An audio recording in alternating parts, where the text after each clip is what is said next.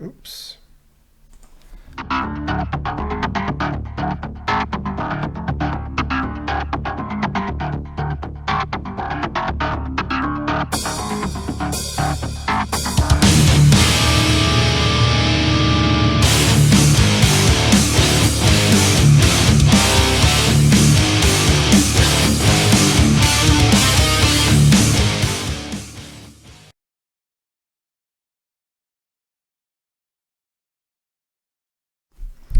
Welcome to the dual streamed Darkstream. I don't know if this is working on DLive or not, but it theoretically could be. We'll have to wait and see.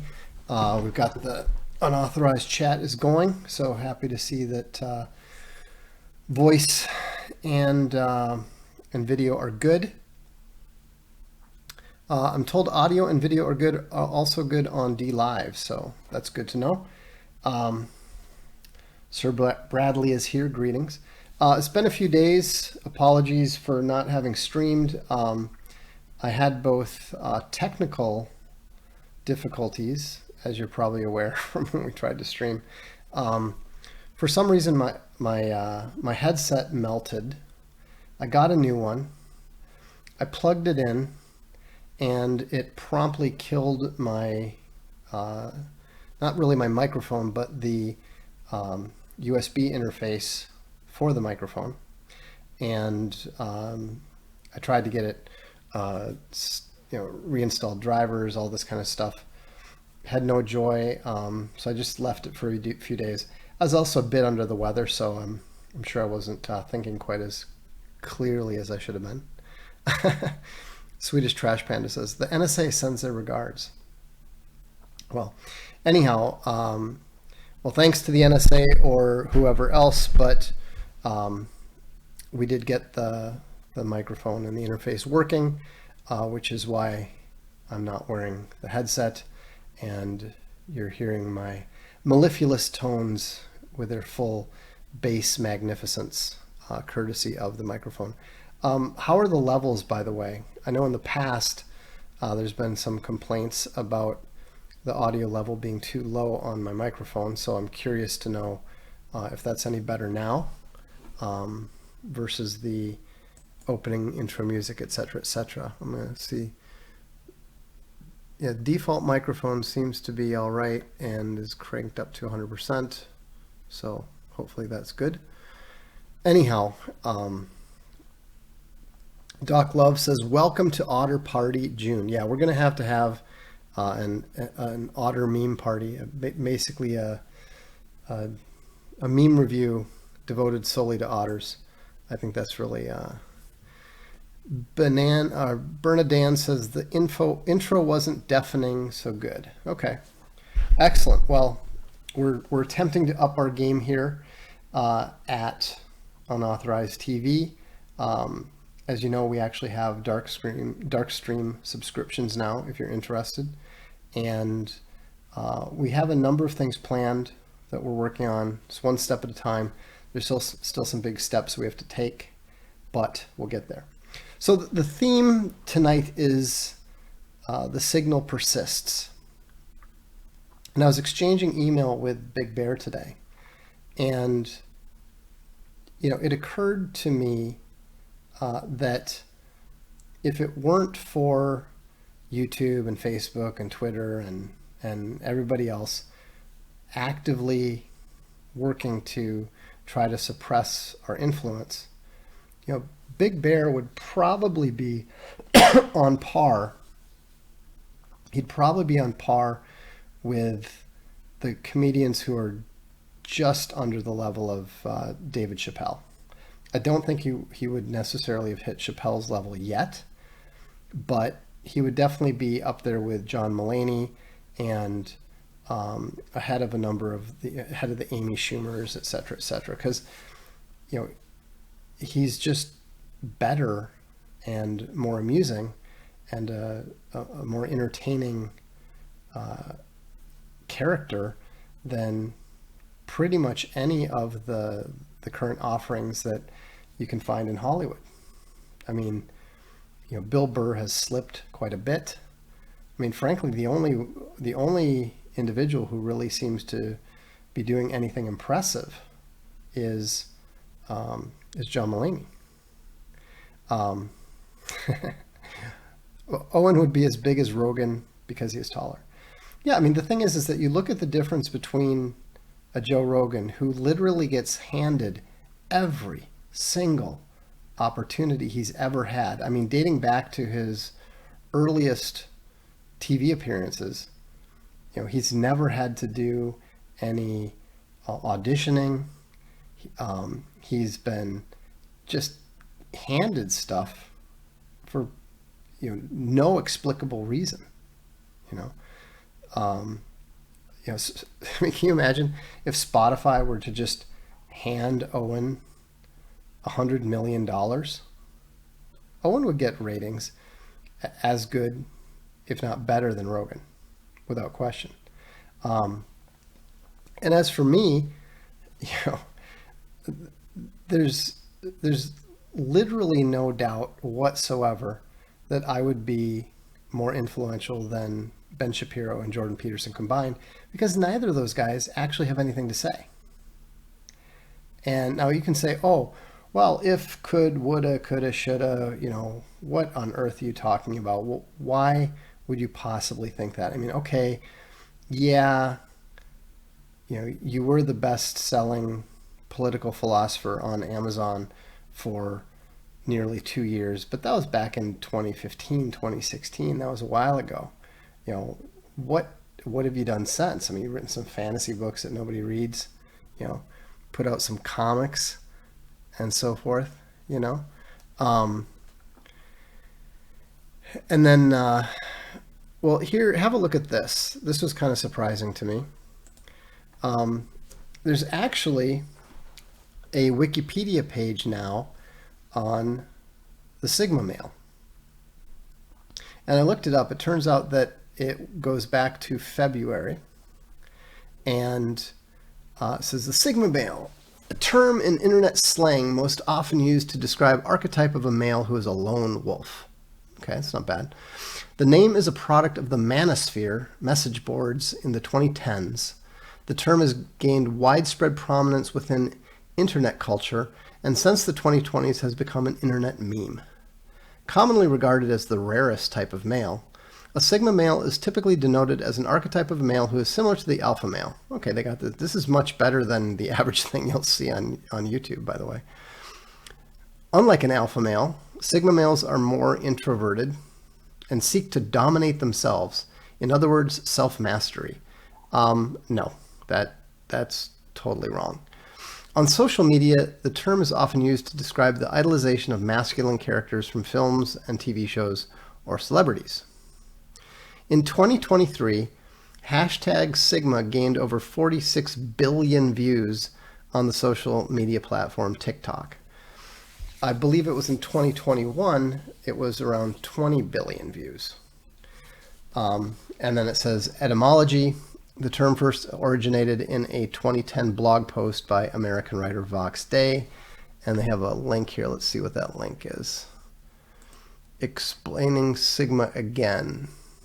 Okay, that was back in May. That was May 26, 2010.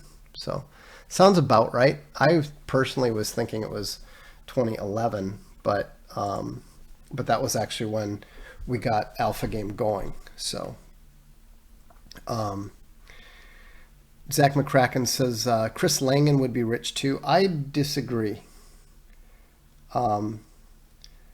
I think that Chris Langan's difficulties tend to have more to do with his challenge in communicating with lesser intelligences than active suppression. I could be wrong. Certainly, he would be an obvious target for some sort of suppression, but I don't know if it's ever been necessary because,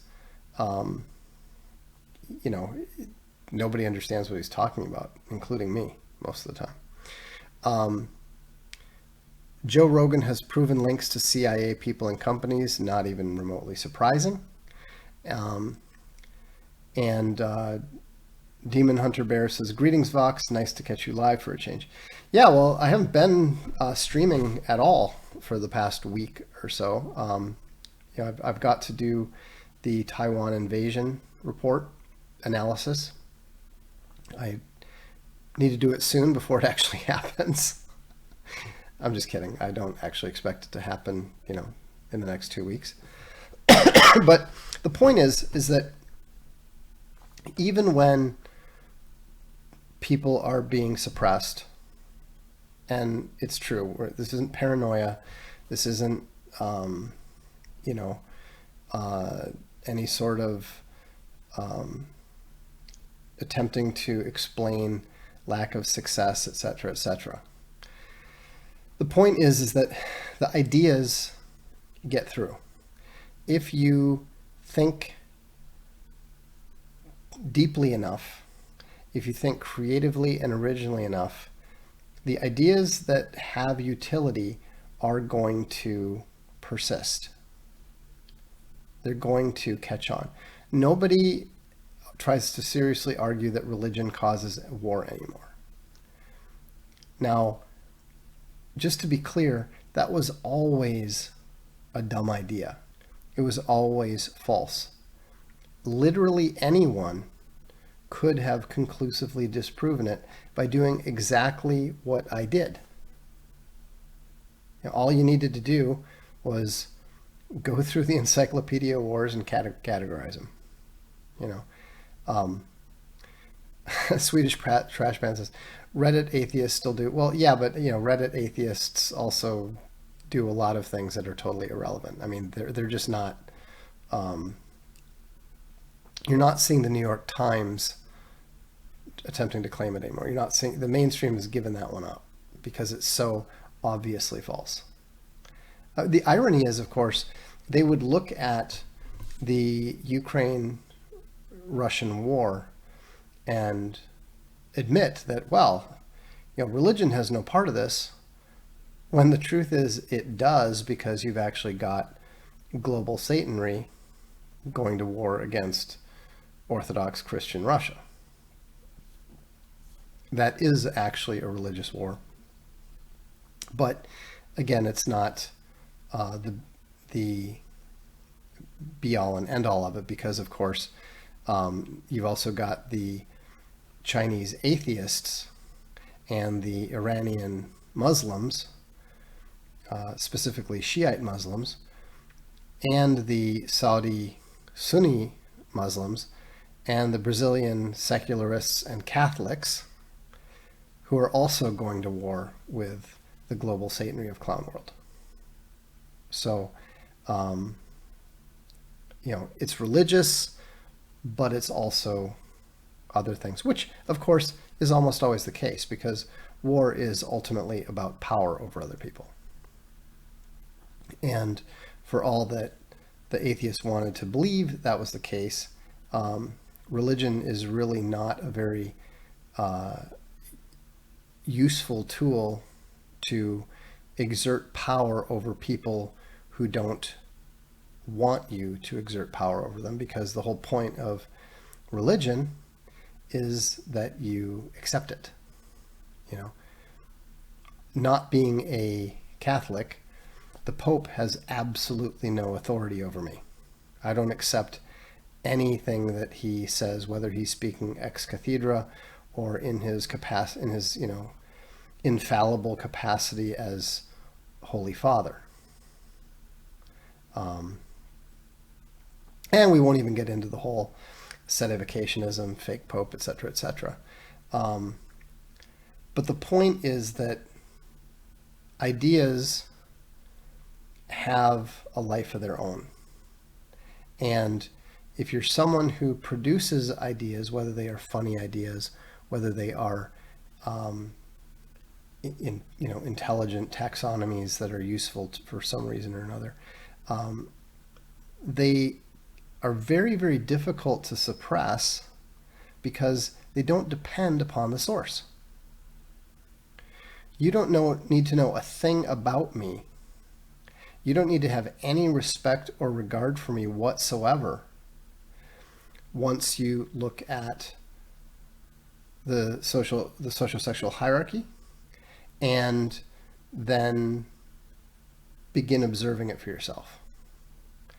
In fact, I would say that you are right to be inordinately suspicious of any supposedly important idea that has a cult of personality attached to it. You know, for all that Newton is famous due to his 3 laws of physics, there's no cult of personality around Newton regarding physics. You know, we don't, nobody looks to Newton and views him as an authority on anything else. Nobody even pays attention to his copious writings on eschatology and Christianity and so forth. His ideas are so useful and so important that they stand on their own. You don't need to know anything about Newton. You don't need to know that Newton's the one who came up with those ideas in order to find them extremely useful. It's the same with the social-sexual hierarchy. It's the same with the concepts of, you know, the midwidth, gamma. I didn't invent any of those things. All I did was what the scientist who goes into the Congo does and sees what's there, describes it, and thereby allows other people to recognize it. You know, that's why I talk about the hierarchy being a taxonomy. It's something that has always existed. We see the gamma male in the tale of Genji. We see the alpha male in the Iliad. You know, we see these patterns of behavior in fictional and non-fictional works dating back to the earliest writings that we have, including the Bible. Exterminator Bear says, I'm looking forward to a print copy of the SSH. Would like to purchase one in goatskin as well. We will definitely have leather versions available. We'll probably do one in glorious Spanish cowhide. The Spanish cowhide is really, really good. And we'll also do one in goatskin. So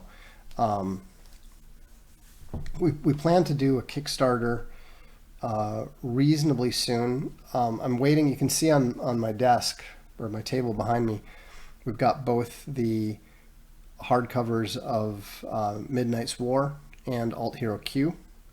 The paperbacks have also been shipped, and so we're going to be getting those out. I didn't want to launch a new Kickstarter until we had delivered both of those. So I should also mention we're going to refund the 4 people that had backed the 7 through 12 issues of Midnight's War. We're not going to work on that right away. That's going to take a while, so I just would rather refund them, and I think it was just $30 anyhow. So I think we'll refund them, and then we'll get this one out in leather for everybody, and be able to conclude that one successfully. Did Newton come up with everything on his own, or did he have contemporaries like Tolkien? He came up with everything pretty much on his own. The one question is whether there was, with regards to the calculus, Leibniz. They did have some correspondence. There is some argument over who had precedence, but I was a little bit up on that back about 20 years ago. Neil Stephenson delved into it to some extent in his book, his Quicksilver, the System of the World, that trilogy that he wrote. And I don't really remember it being conclusively in favor of Newton or Leibniz. Or honestly, that seems to be something that was a bit of a mutually exclusive but temporally synonymous discovery. And so I don't know.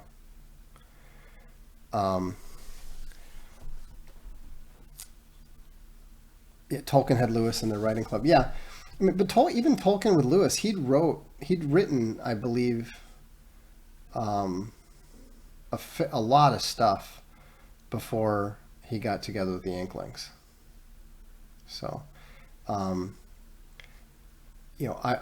dubious. If you've read Lewis, if you've read any Charles Williams, I'm very dubious that they had much of an effect, if anything, on Tolkien's writings, especially if you read his stuff that was previously unpublished. He was really just kind of doing his own thing, because what he's done, no one's ever done since, despite the fact that practically every writer dreams of it. I mean, I've written an epic fantasy that is actually longer now than The Lord of the Rings, and it doesn't even begin to compare with what Tolkien accomplished in terms of his world building and the depths of it, the extent of it, and so forth. Someone was kind enough once to say that they felt that Arts of Dark and Light fell in between George Martin and Tolkien in terms of the quality of the literary experience. I'll take that. I'll take that. One or two obviously deranged fans had gone so far as to say that they thought it was better. I, of course, while I would have liked to have been flattered by that, I think it's just too obviously insane and deranged. The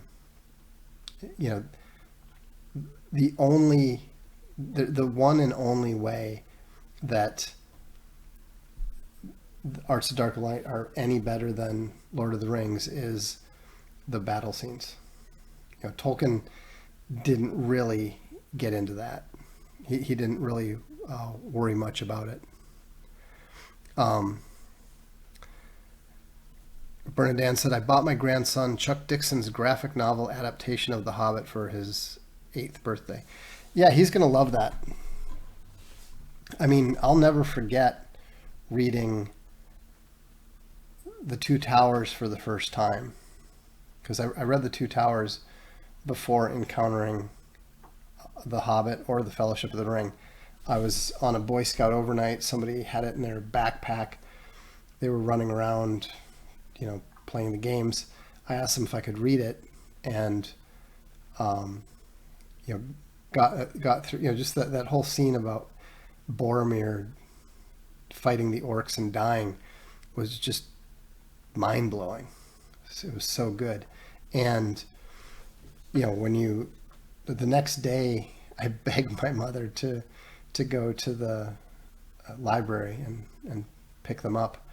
And I was shocked when she came back, and I realized that I'd been reading the second book first.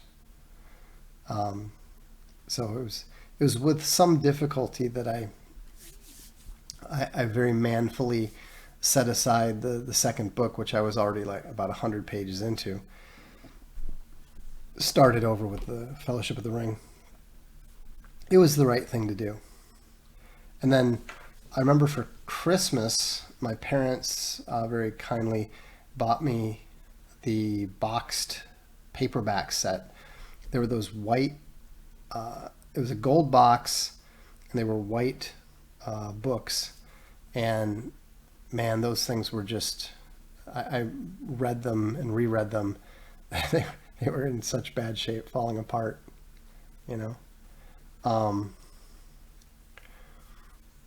Fencing Bear has some comments, unsurprisingly. Holly Ordway's book on Tolkien's modern reading shows more detailed sources for some of his material, including, for example, Treebird is straight up in Out of the Silent Planet as the Sorn Augre. Okay, So, maybe there was a bit more cross-pollination there than you might have thought, than one might have imagined. Um, and, I would repeat again that Fencing Bear really needs to write a book on Tolkien. Um, if you want to actually sell some books, write about what people are interested in. This is one of the interesting things about being an editor, by the way. And apologies in advance to anyone this is going to offend, but writers are totally retarded when it comes to what books will sell. And they have almost no ability whatsoever to listen to editors. In fact, there's a reason. This is actually quite harmful to writers, I think, especially good ones, because the editors know that something will sell, and usually they have an idea for what the author should write. But when the author doesn't want to, then what they do is they'll go and hire some lesser author and just pay them to write it, get it written, get it out there, and market it. And meanwhile, the good author who could have and should have written a much better book goes off and writes, their esoteric little project that nobody has any interest in, and then often comes back and goes, why come my book no sell? And it's like, do you not understand what you wrote about, what you chose to write about? You chose to write about something that you thought was important rather than what people want to read. And as a writer, let's face it, I'm kind of guilty of the same thing. I mean, yes, a lot of people did want me to finish A Sea of Skulls, but at the end of the day, I mean, it's got 19 reviews on Amazon. What I probably should have done instead of writing Sea of Skulls is write the third SJW book, or write the SSH book. I mean, now it's become blatantly obvious that I need to write the SSH book, and the name of that should be Sigma Game. Keep it simple. Just keep it simple. And so I don't quite understand Fonzie Bear's question. Greetings. Wow, that is a reoccurring theme then. One thing that might be helpful when you're leaving comments is don't say things like that. Like, mention the subject in your question, because there's, I don't know, 50 comments up, maybe more, and I don't know what you're referring to. So, because there's also a bit of a delay, you understand. So it would be helpful if you're specific, so I can follow that. Anthony admits he learned that the hard way. Yeah, it's fine and it's good to write what you want to write if you don't care about selling it. There's nothing wrong with that. I absolutely encourage people to write what they want to write, as long as they are not concerned about how many copies they sell. When I wrote the book on free trade, which is really just the debate with the professor, I wasn't concerned about it selling. I just wanted to get the ideas out there. It didn't sell very well, and that's fine. The main thing is I wanted it out there for the record. Boom, boom, boom. There we go. It's good. But, when you're doing crowdfunding, obviously you're focused on being able to sell stuff. I mean, the great thing about crowdfunding, the important thing about crowdfunding, is it tells you how interested people really are. If you put stuff out there and nobody backs it, good. You just saved yourself a year or two writing something that nobody wanted to read.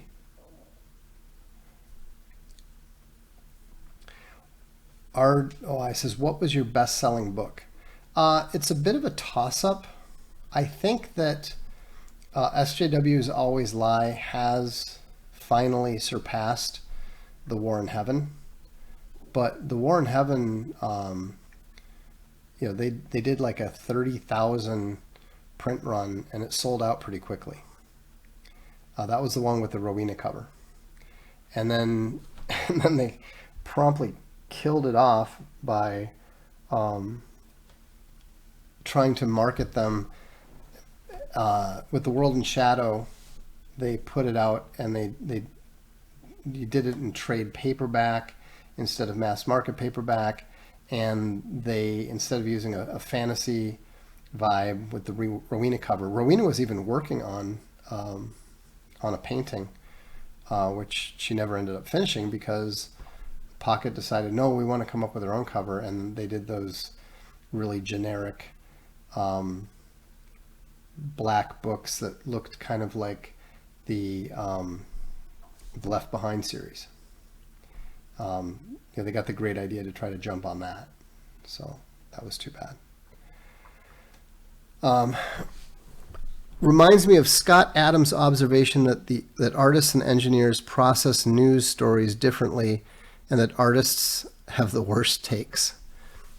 Yeah, I think that's probably true.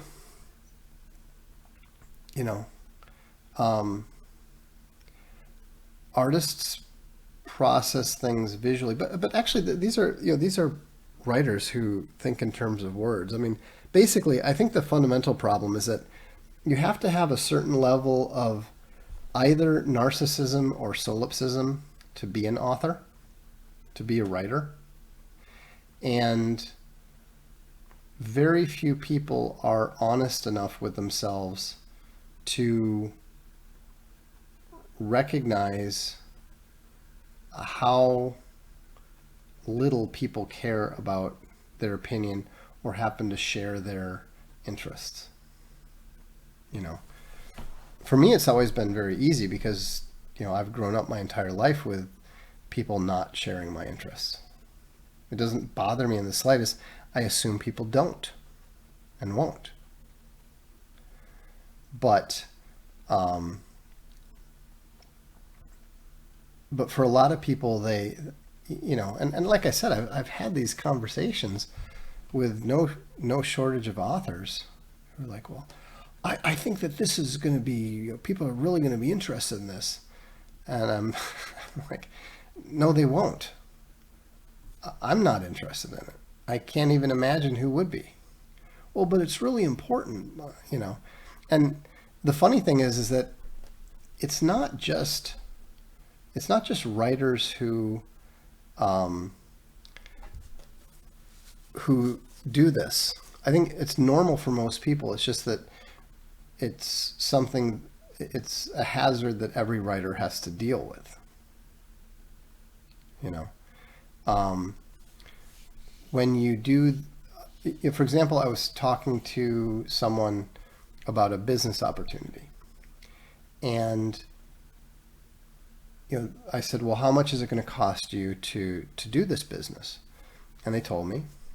And I said, and how much money do you make a year at this business? And they told me.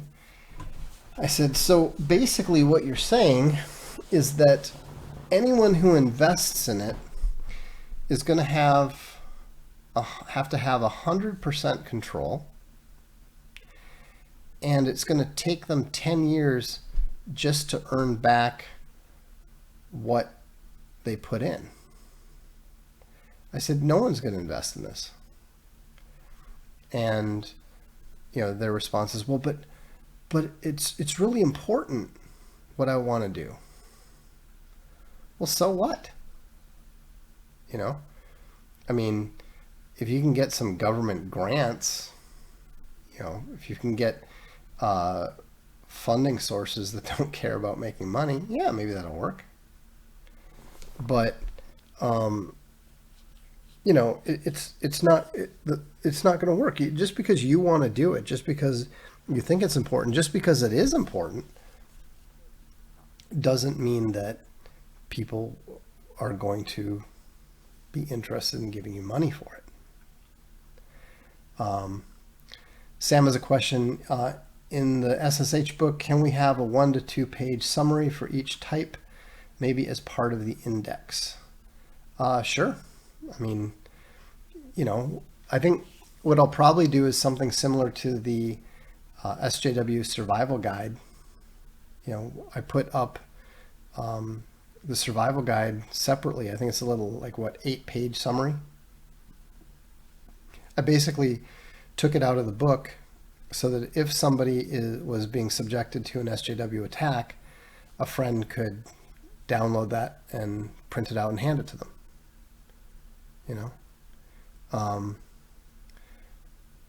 There's no reason not to do something similar in the Sigma game book. Anthony says superfans are a problem. The issue I ran into is that if you write a decent book, you will get superfans that stroke your ego. Maybe you do. I haven't gotten that. I mean, I don't know. It's kind of funny.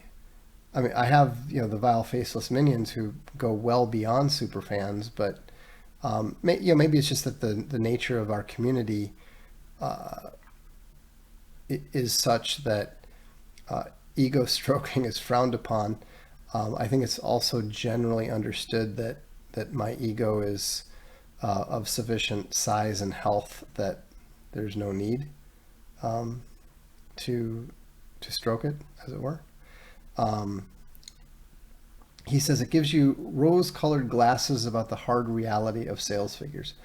Well, I don't know why. Just because you've got 5 people that absolutely love what you write doesn't mean that you've got 10,000 that are willing to buy it, And also, you got to keep in mind that there's also the whole phenomenon of fans of the individual will often buy whatever the person does, Razor Fist's Ghost of the Badlands is a good book. It's a good graphic novel.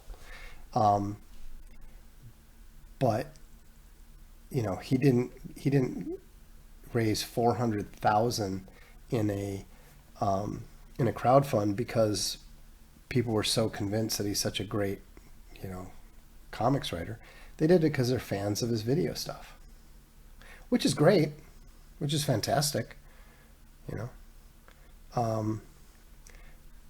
certainly Alt Hero and those comics right back there wouldn't exist, and even Castelia Library probably wouldn't exist.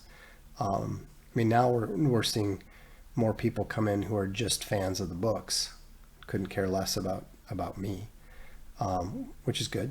That we need to do that if we're going to grow, but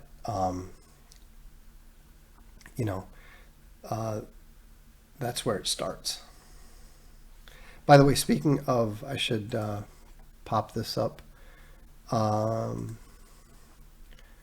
So we already told you that Pride and Prejudice is now shipping. And so if you want to get a copy of Pride and Prejudice, even if you're not a subscriber, we did extra just because we knew there was going to be demand for it. Jane Austen being rather popular. And so here's, this is actually a photo of that's the library version in green cowhide. And so that is shipping. And also we're going to be, the next book that they're producing is not going to be the 2 War and Peace books, which are also going to be coming soon. But before they come, the long-awaited 2nd edition, let me see if I can find this here. There we go. This is the long-awaited 2nd edition of the Mercenaries for those who came on board too late after the first book. So that's been sold out for I think 4 years now, and so we're doing it kind of as you see, we did it in kind of a blue-gray because we wanted it to match with the Promethean. We figure if you've already got the first one in the brown, that we wanted to make sure that people knew that the second edition was different. So we did it in a different color leather. So, Coffee Grounds Bear said, I will be receiving both of those. I'm pumped. They will look beautiful on your shelves. I too look forward to getting them. Let me see if I've got the Promethean, just so I can show you what that will, more or less how they'll go. The colors obviously can be a little bit off. So where is Promethean? There it is. Okay. Yeah, so I think that these will, they should look good together. The shadings are a bit off just because of the nature of the light, but when they're in the same light, they should look good. Swiss Family Robinson is after War and Peace and after the Missionaries. So it's coming reasonably soon, but not immediately. It's kind of funny. I was talking to Buying Tech just today about the Missionaries, and they were talking about how much they liked Promethean. They thought that the Promethean was one of the best looking books they've done in years. So, and plus they're just great books. So, Eric Snare says, the bright blue of the cow Divine Comedy is still my favorite, really stands out. It does. I mean, we probably should do more. We are doing some more brighter colors at some point, but I have a tendency to always gravitate to dark blue, dark green, and dark brown, just because the gold tends to look best on them. So, but if you look at the books behind me, you can see that the red Heidi really stands out among the goat skin, whereas the if you look at the blue of the Divine Comedy, that also really stands out. So, and of course the skulls on the top of the spine of the Arts of Dark and Light, that really turned out. I mean, that turned out so well that we created the Castalia History logo to denote all the Castalia History books, which you can see up there, up to my it's up on my left, I guess. So anyhow, but the point is that you can whine about the fact that you're being suppressed. You can cry about the fact that you're not allowed on the mainstream platforms, etc., etc. But there's no point in that, and for all the frustrations and for all the difficulties and for all the inefficiencies and all that sort of thing, the fact that we're able to have our own platforms, do our own things, do what we choose to do, is tremendously freeing. It's tremendously satisfying. I mean, think for a second. Imagine if things had been very different. Imagine if Tor had decided, this Vox Day guy, we don't like what he says, but he's a decent writer. Maybe he'd be an effective bookend for our #1 writer, John Scalzi. I mean, imagine if they had signed me to a similar 10-book deal, and Tor had published Arts of Dark and Light and marketed it as a competitor to a Song of Ice and Fire. I mean, that's a world that could have existed. In fact, just from a sheer business perspective, that's something that Tor probably should have done. you know? Would I have been better off in that situation?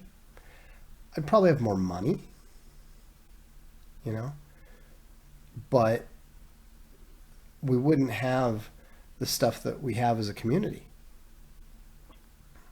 you know. I mean, we wouldn't have the library, we wouldn't have history, we wouldn't have the bindery. All of those things have come about specifically because I got excluded from the mainstream publishers that had been publishing me.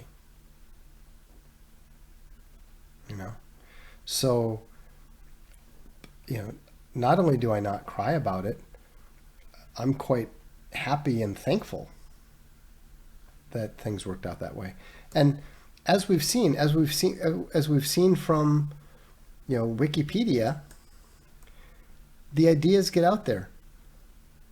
46 billion views on TikTok. That's ridiculous. That's absurd. And it didn't need any mainstream pushing and approval in order for that to happen. You know, the more that you speak the truth, the more that you seek to provide excellence in areas that people care about, in areas that people find interesting, the ideas are going to get out there. Fonzie Bear says, I'm listening to Big Bear live stream piano in the background while watching you, Vox, unauthorized! Exclamation point. Yeah, and it's going to get better soon. You know, we haven't got the uploads working right now. It's just been streaming the past couple weeks. The uploads are coming soon, and then the amount of content is going to rapidly start increasing. And that's good. And I'm actually thinking about, we've got some extra space at the bindery, the new bindery. And, you know, it occurred to me that we really should be using it productively. And so one thing I'm thinking about doing is setting it up as a bit of a studio space. Audio might be a bit echoey, but, you know, c'est la vie. But I'm thinking about setting up part of it as a studio space so that we can more easily and readily be producing Voxiversities. Because, you know, doing Voxiversities here, sitting at my desk and stuff, that's not really optimal. Vox, are you banned from TikTok? No. I'm not banned from TikTok. I don't know anything about TikTok. I don't even know how to put a video on TikTok. You know, I should probably look into just streaming this to TikTok as well. But I don't even know what, you know, if there's like length, you know, like what the video. I thought TikToks are like short little burst videos, but maybe they do long ones now.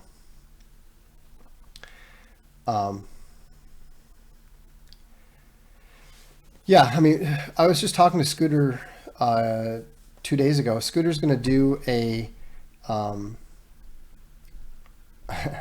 Scooter's going to do the trailer for the Sigma game Hypergamouse crowdfund. Lacey's working on the cover of the Hypergamouse book, and you know, I think that we're actually nearly done with the layout for the Hypergamouse paperback. We're going to do probably 3 different options with the Hypergamouse. I don't know if we'll do a leather one or not. Well, it'll probably be like a stretch goal because I'm not sure there's enough demand for that, for, you know, a small little leather book. But we're going to do a basic paperback that's going to be about 100 pages. It's going to have like just a little bit of an introduction and then the first 100 comics. And then we'll do a deluxe version that's going to have a lot more information, early sketches, concepts. Lacey's going to describe some of the things that you know, why she drew things a certain way, how she came up with certain characters. So we'll do a basic paperback and then a deluxe hardcover. And then for the Sigma game, we'll have a paperback, we'll have a hardcover, and we'll have 2 leather editions. And we'll probably have some other random things. We were talking about it as a joke, but we probably will go ahead and do something where, if people want a 1 hour SSH consultancy on their own rank, et cetera, why not? If it helps fund the project, it's probably worth doing. It seems a bit absurd to me, but there's so much interest in this stuff that heck, we probably should do an SSH calculator app. I'm sure there's already dozens of them, but we also know that they're absurd because everybody wants to redefine it so that whatever you say, it either comes out sigma or alpha. I'm just dubious about the SSH ratings because most people, why would you ever want to? That just sounds too grifterish to me. I don't want to have people paying money they can't really afford to be told something they don't really want to hear.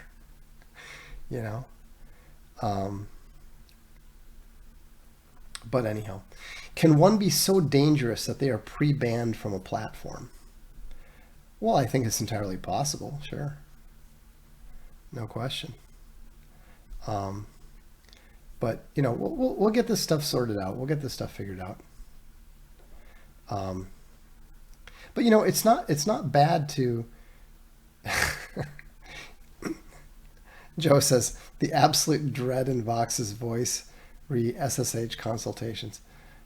The thing is, I did offer a consultant service, business consultant service, for a while some years ago, and I got hired twice, and both times the person really didn't like hearing what I told them and ended up completely refusing to even begin to implement any of the things that I suggested that they do. And keep in mind, I've been a professional business consultant before. I used to get paid like $5,000 plus expenses just to go to a studio, spend the day there, and tell them yes or no. That was it. And it was really important. I saved some of these companies millions of dollars by telling them, all they really wanted to know is, are these people telling us the truth about when they're going to deliver? Sometimes they were, sometimes they weren't. It was kind of funny though, because the first job I had, they weren't, I won't say they were dubious. They knew the people that knew me, that had recommended me, and so but they were French, and what is this random guy, random American going to necessarily know? And so I take the train to Paris. I meet them. We go to the company, and we walk in the door, and the very first person inside the door turns around and says, "Vox, what are you doing here?" And the bank that had hired me was extremely impressed. They're like, "Well, we didn't know you were famous." I'm like, "I'm not famous. I just know a lot of people in the industry." I said, we were actually talking he had been at, I didn't even know he was at this company, this French company. He'd actually been at an English company and had been talking to me a year before. We'd actually had a meeting, him and his partner, because they were thinking about breaking away on their own and were looking for potential funding to do their own project. So that was a rather surreal moment, but definitely gives you credibility, right? You would think having that level of credibility with, you know, these big companies and these big projects would give you a little bit more credibility when you're talking to, you know, somebody who's operating on the self-funded shoestring startup level. But you'd be wrong. You know, it's kind of like when it's just, like I said, it's exactly the same thing as when you're telling an author, hey, you should write this book. It will sell really well. And they're just like, nah, I'm going to write this other thing that, you know, neither you nor anyone else is interested in. And then I'm going to be, I'll devote, you know, a year or two to it. And then no one will buy it. And then I'll be upset. I don't quite grasp whatever line of reasoning lets you go through that. But I don't know. Every time you make a Star Wars reference, it labels you a gamma. No, I don't think we have to. I don't think we have to. You know, pin. I mean, now obviously, that would be true for every Monty Python reference. You know, double gamma points if you provide any quotes from Holy Grail, and triple if it's from if you make any reference to Brian. So that could actually be pretty funny. Anyhow, that's all I've got for tonight. So so how many people are on D Live anyhow? I just thought, you know what, I haven't streamed anything there for a long time. So if you don't mind, could somebody who's on D Live tell me how many people are watching there? I mean, it's at least 3 based on the comments. Some of the classic Star Wars is okay. Yeah, definitely.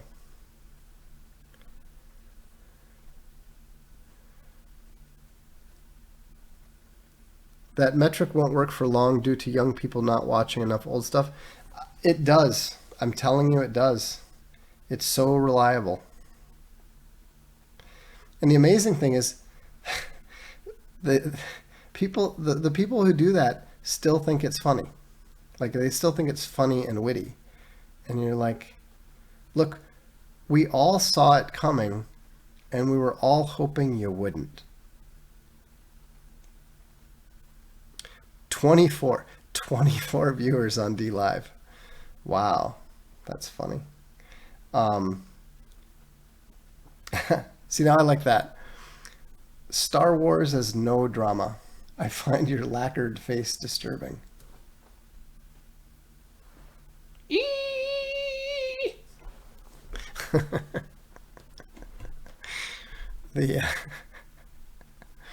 Yeah, well, Sam Freeman actually, he has a good idea. He wants me to do it as a public event. I would pay to watch Vox consult with gammas. The comedic value would be priceless. Yeah, I can see that. I could see that being popular. What is wrong with you? Why would you ever do that? You know, and that's something I was talking with someone about tonight. And you know, if you're a Delta, if you're a Bravo, and you've got some, you know, level of gamma strain in you, one thing I'd encourage you to do is mentally keep track of when you give in to those impulses.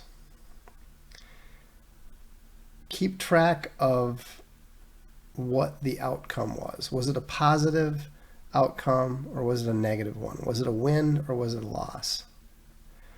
Because one thing that I've noticed is that when people who are not gammas but who, are occasionally find themselves susceptible to gamma type behavior, I've noticed that the outcome is just reliably negative. How many gamma points for Princess Bride? I don't know. I mean, I suppose, but I don't tend to hear anything about Princess Bride from men. Princess Bride tends to be more of a female thing. Like, a number of women that I've known just love that movie. I thought it was painfully dumb. I actually watched it with a girl who loved it, and insisted that we watch it. And she was pretty hot, so I kept my opinion to myself, as you do. But I never had any desire to see it again, pay more attention to it, etc., etc. As a general rule, I don't find Billy Crystal to be amusing. He's not bad as a stand-up, but I've just never found his humor to be amusing.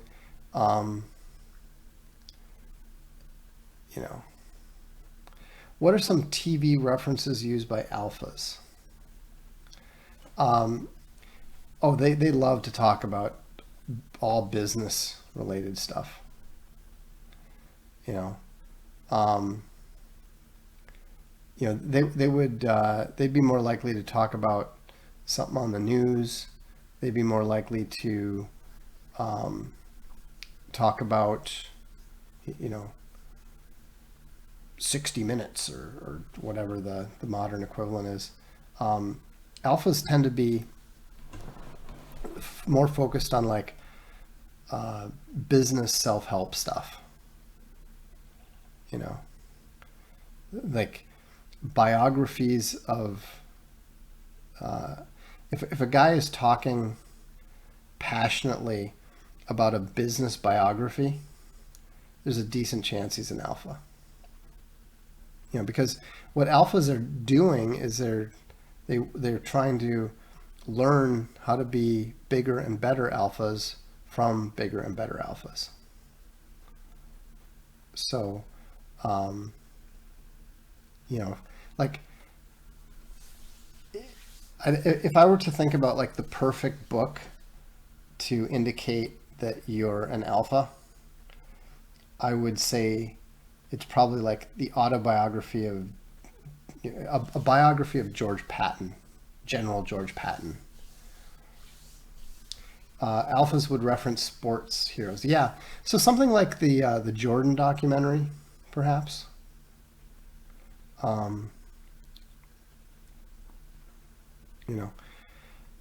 I personally really like Welcome to Wrexham myself. I find that to be tremendously interesting. But anyhow. And who's the biggest alpha that you've met? Well, I've met Donald Trump. He wasn't. He was alpha, but Henry Kissinger really kind of dominated. He was the one who everybody flocked around that night. Henry Kissinger was there as well. It was like a small group of maybe 25, 30 people tops. It was the Houston Mafia, as they like to call themselves, and so there was some big Republican Party hitters that were there, including Kissinger and Trump, and that was back when he was with Ivana. She was there too. I think I mentioned Trump actually put his shoe on my shoulder accidentally. The way he folded, I was sitting in front of him we're in the suite in the stadium, and he put his foot and folded his leg and put his shoe right on my jacket. And I turned around and I'm like, excuse me? And I'm like, holy crap, that's Donald Trump, you know? And he like leaned forward and brushed off my shoulder and said, you know, oh, sorry about that. I was like, no problem. But anyhow, is Dennis Rodman a Sigma? Yes. But he's a bit of a self-manufactured Sigma. If you read his biography, he was a very, very different sort of person. And then he was contemplating suicide and then just decided, I'm not going to kill myself. I'm just going to live and not live as if I don't care at all. So I'd say he's almost a pseudo Sigma. I'll never watch that. No, at the time this was 1988. So, you know, he was Donald Trump, celebrity rich guy. He wasn't, you know, the God Emperor of 2016. So anyhow, thanks for tuning in. You know, we're gonna now. Someone said I thought you stopped using DLive. Yeah, well, Restream wasn't working for a while, but I got it working first try tonight. So, I mean, obviously, we'd like everybody to come over to Unauthorized. We'd like everyone to subscribe to Unauthorized. But you know, we have to reach out to people who have never heard of Unauthorized, and you know, DLive is just one way to do that. So, have a good evening. Thanks for tuning in. Also, if you are a fan of either Alt Hero Q or Midnight's War, please don't hesitate to review them on Amazon. I'm Vox Day, and this is what is known as the Darkstream.